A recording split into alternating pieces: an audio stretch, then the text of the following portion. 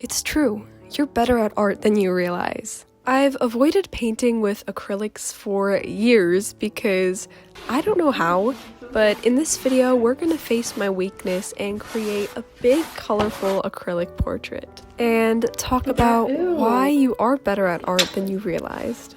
Let me tell you a bit more about the painting.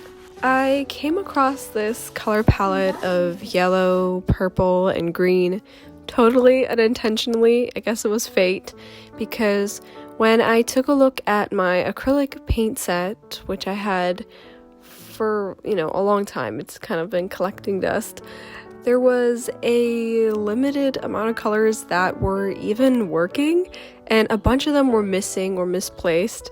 So out of all those colors, these three seemed to go pretty well together, and the genius stuff comes from limitations. So, that's the silver lining of all this. But it definitely did push me to, think about using a different color palette than what I would normally choose. With this painting, I barely mixed at all. I just used the paints straight from the tube, and soon you're gonna see I'm gonna be overusing that green and I'll make a little mistake, a big mistake, that I'm gonna have to try to fix.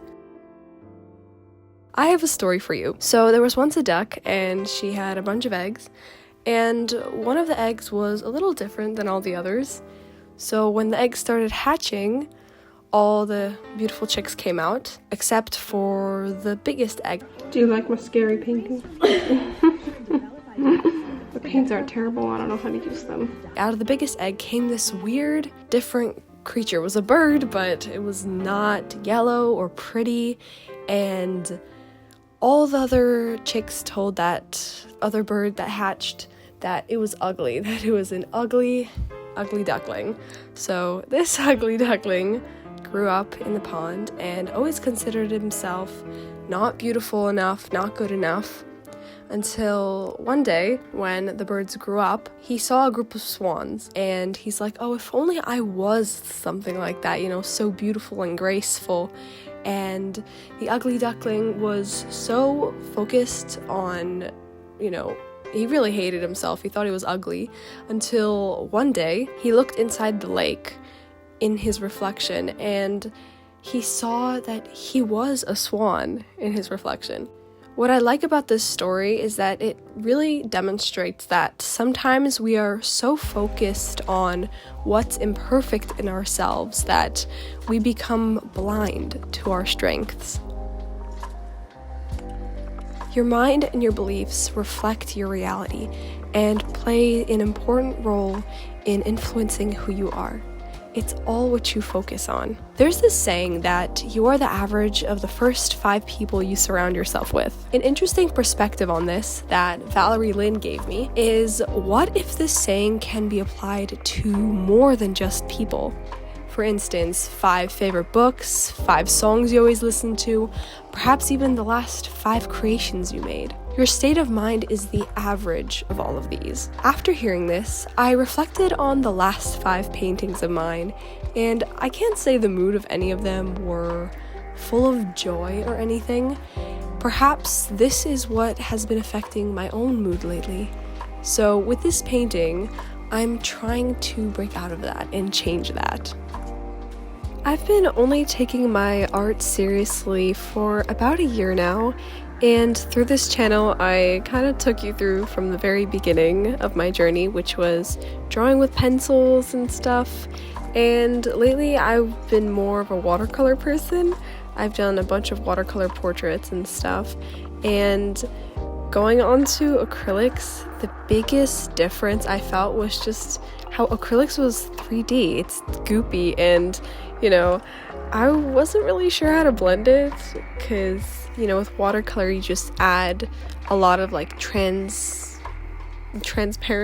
translucent layers, but with acrylics they're very opaque. So I was kind of having trouble trying to just mentally figure it out in my head. Something else that was also really difficult for me was just how it was laying, just figuring the medium out itself, how it was laying onto the canvas. It was so stressful in the beginning. It looked so bad. It looks so bad.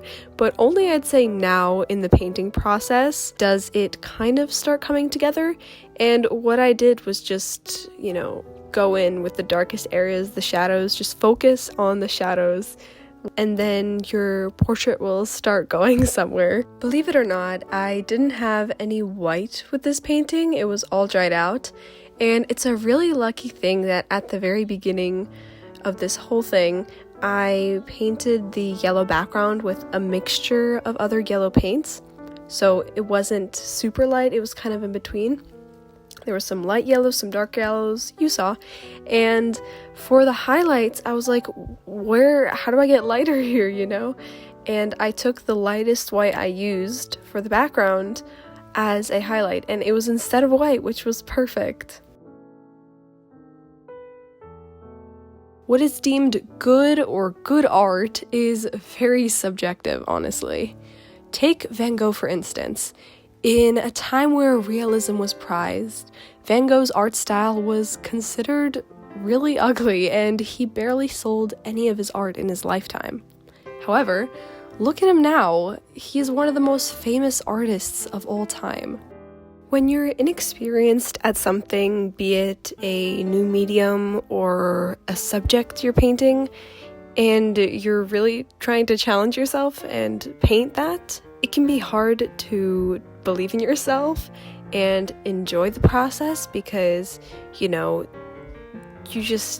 things don't always go as planned and everything, and you just sometimes gotta accept that this piece is just for experimental. Try your best to disconnect your emotions from the painting process. I know that sounds backwards because you're like, whoa, but painting is such an emotional process. However, when you're learning, you actually, I found personally, as a perfectionist and someone who's, really all about the details and stuff and wants everything to be perfect and exactly as I imagined it, when you tell yourself you're creating something just for the sake of creating and you're doing this simply for practice, you don't really care how it turns out, then this is actually what makes you more free and more loose and even convey more emotion in your piece because you're not even trying, it just comes out naturally. And by letting it come out naturally, you're more up to taking more risks with your piece, and this really elevates your art, and you definitely also learn a lot too. Why do you paint sad things? To release what you feel, right? It's like therapy. What happens when you paint these sad things while creating the piece, you're in a small sense relieving that negative emotion again and again. Just like when you make sad art, you are relieving that emotion, so too when you make positive and joyful art, you end up surrounding yourself with these positive emotions as well. But what if you don't feel joyful or happy? Why would you paint something you don't feel? Just like when you paint sad things, you are relieving that emotion, and even if you don't feel joy or happiness yet, by painting about it, you are constantly thinking about it as well. Soon we're gonna go in and start painting in the teeth, and I have a tip for you on how to make teeth look less creepy. But as for now, if you're enjoying this video, I would really appreciate it if you smash that like button so that this video can reach more people who might like it as well. Here's my tip for drawing teeth. Do not draw in the borders around every single tooth. How I like to do that is by going in with a lighter highlight color, blocking in the teeth themselves, suggesting that there are teeth there, and your brain just does the rest. One of my friends told me that every time they move to a new place, they noticed that they changed a little depending on the interests of the friend group. Whether the vibe was athletic or bookish, they would subconsciously adapt to their surroundings and start to like these things as well. Your mind adapts to your surroundings. You can't help it. So when you surround yourself with things that bring you joy, even if at first you don't feel it, eventually you will become the average of the 5 things you surround yourself with. And if these things please you, then eventually you'll become more positive as a person. You become what you create. What you choose to surround yourself with shapes you. Through your artwork, you have the capability to create your future, which makes you greater at art than you ever realized.